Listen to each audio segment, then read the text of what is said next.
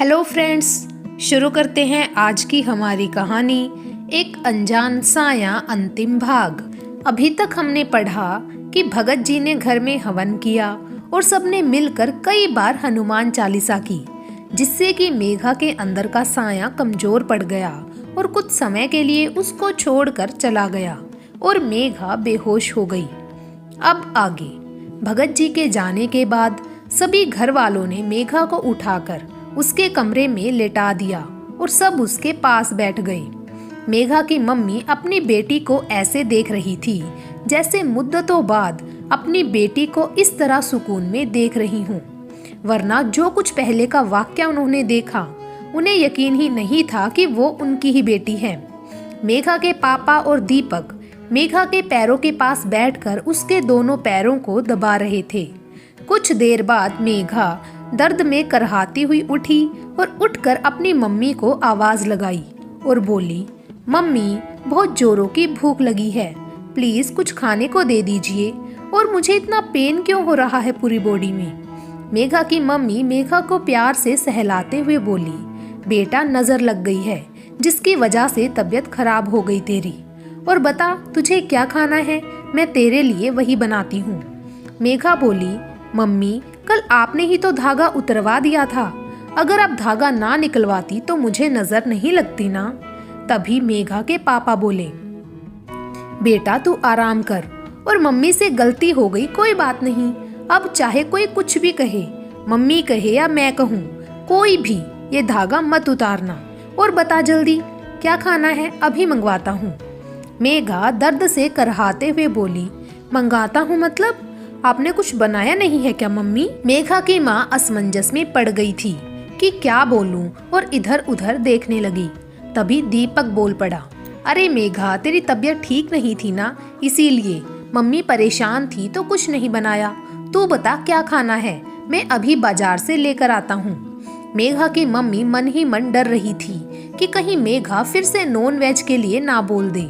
तभी मेघा बोली, भाई मुझे पाव भाजी खाना है, मेरे लिए वही ले आना और जल्दी लाना, मुझे बहुत जोर से भूख लगी है और मुझे बहुत पेन हो रहा है। दीपक बोला, तो तब तक आराम कर, मैं अभी गया और अभी आया, और थोड़ी देर बाद सब खाना खाकर बैठ गए। तभी मेघा के पापा बोले, आज हम सब पूजा वाले कमरे में सो जाते हैं, कल सुबह जाना भी है तो उठने में दिक्कत भी नहीं होगी। मेघा हैरान होते हुए बोली, हम कहाँ जा रहे हैं। दीपक बोला, तेरे लिए सरप्राइज है, हम घूमने जा रहे हैं, तो हमेशा कहती है ना कि कहीं घूमने नहीं जाते, तो बस तेरे लिए सरप्राइज है। और सब पूजा वाले कमरे में सो जाती हैं। मेघा चैन की नींद सो गई, लेकिन बाकी घर वालों की आंखों में नींद नहीं थी। सबको डर था कि पता नहीं किस पल मेघा उठकर फिर से कुछ ना करने लग जाए। कभी दीपक आकर मेघा को देखता, तो कभी उसकी मम्मी, तो कभी उसके पापा, और ऐसा करते करते सुबह हो गई। किसी ने एक पल के लिए भी मेघा को अकेला नहीं किया। सुबह सब तैयार होकर बैठे थे, तभी इतने में भगत जी आ गए और मेघा से बोले, कैसी है बेटा, तबीयत ठीक है ना तेरी। मेघा बोली, मेरी तबीयत ठीक है अंकल, आपको शायद मैंने कहीं देखा है। भगत जी हंसते हुए बोले, अरे बेटा कभी देखा होगा किसी मंदिर पर, और हम कहाँ मिलेंगे। चलो सब तैयार है ना, निकलते हैं फिर, वरना देर हो जाएगी। मेघा भगत जी की तरफ देखते हुए बोली, अंकल हम तो घूमने जा रहे हैं, आप कहाँ जा रहे हैं हमारे साथ। भगत जी बोले, अरे बेटा जहाँ तुम जा रही हो वहीं मैं जा रहा हूँ, तो सोचा क्यों ना साथ ही चलूं, इसी बहाने सफर भी कट जाएगा। सब लोग जाकर मेहंदीपुर बालाजी के लिए बस में बैठ गए। बस में एक दो बार मेघा की तबीयत थोड़ी खराब सी लगी, तो भगत जी ने कहा, आप इसे गंगा जल पिलाते रहिए और भभूत को इसके माथे पर लगाते रहिए। बालाजी पहुँचते पहुँचते सभी को शाम हो गई। जिस वक्त पहुँचे सभी मंदिर के कपाट खुले थे, भक्तों की लाइन लगना शुरू हो गई थी। भगत जी ने कहा, आप एक काम करिए, सब लोग मेरे साथ चलिए, हम वहाँ लाइन में लगते हैं। दीपक रूम लेकर सबका सामान रख कर आ जाएगा। दीपक ने कहा, ठीक है भगत जी, मैं सबका सामान रख कर आता हूँ, आप लोग चलिए। और सब लोग मंदिर की लाइन में जाकर लग गए। जैसे ही लाइन में लगे मेघा जोर जोर से अपने हाथ लाइन के पास लगी रेलिंग में मारने लगी और अपने पैरों को जमीन पर जोर जोर से पटकने लगी। आसपास वाले लोग देखकर थोड़ा दूर हो गई। भगत जी ने कहा, आप लोग डरिए मत, बस बच्ची थोड़ी परेशान है। लोग समझ गए थे कि मेघा को क्या दिक्कत है, क्योंकि वहाँ बहुत लोग आते थे जिन पर भूत प्रेत हुआ करते थे। और मेघा जोर जोर से चीखने लगी, बोली, नहीं जाना मुझे अंदर, नहीं जाना मुझे, मैं इस लड़की को लेकर जाऊंगा, मुझे अंदर नहीं जाना। भगत जी पीछे से बोले, तुझे यहीं जाना है, इसके अलावा कोई और जगह नहीं है दुनिया में तेरे लिए, तुझे मुक्ति यहीं से मिलेगी, जल्दी से अंदर भाग। मेघा भगत जी की तरफ टेढ़ी आंखों से देखते हुए बोली, ये तो अच्छा नहीं कर रहा भगत। लेकिन बालाजी आकर तो अच्छे अच्छों को अपनी नानी याद आ जाती है, फिर ये मसान क्या चीज था। और थोड़ी देर में ही मेघा जोर जोर से चीखने लगी, बुला लो मुझे अंदर, बुला लो, मुझे मुक्ति दे दो, मैं बहुत समय से तड़प रहा हूँ, मुझे अब और नहीं तड़पना, मुझे मुक्ति दे दो बालाजी, बाबा मुझे मुक्ति दे दो, मुझे बुला लो।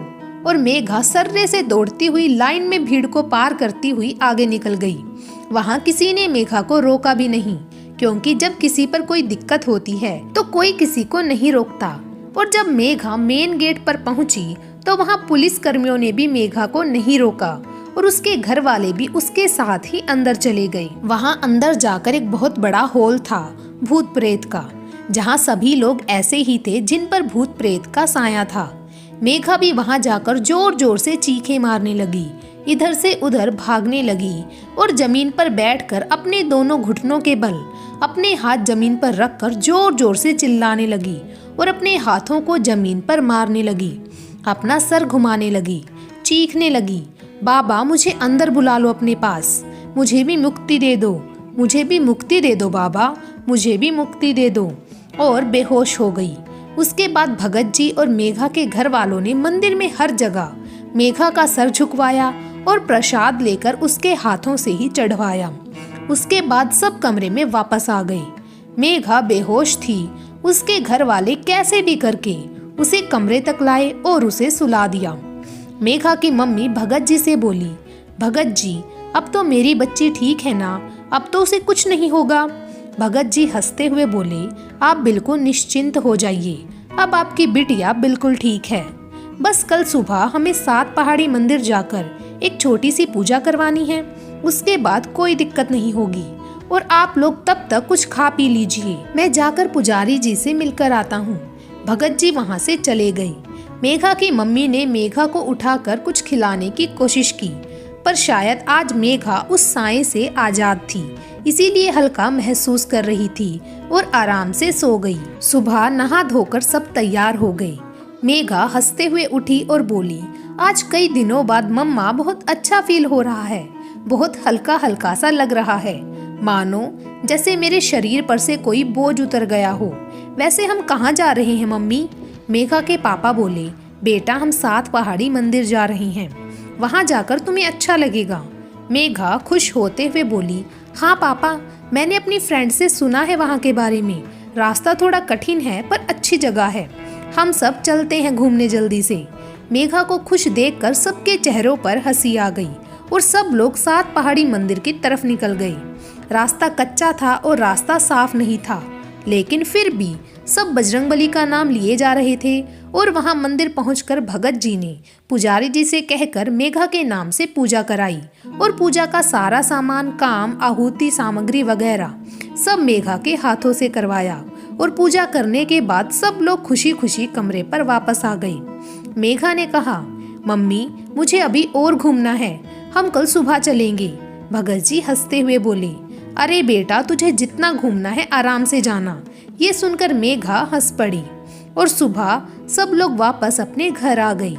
घर आकर मेघा के पापा ने घर के शुद्धिकरण के लिए भगत जी से एक छोटी सी पूजा कराई। आज की हमारी ये सीरीज यहीं पर खत्म होती है। ये पूरी कहानी शुरू से आखिर तक आप लोगों को कैसी लगी कमेंट्स करके बताना ना भूलें। तब तक के लिए थैंक यू।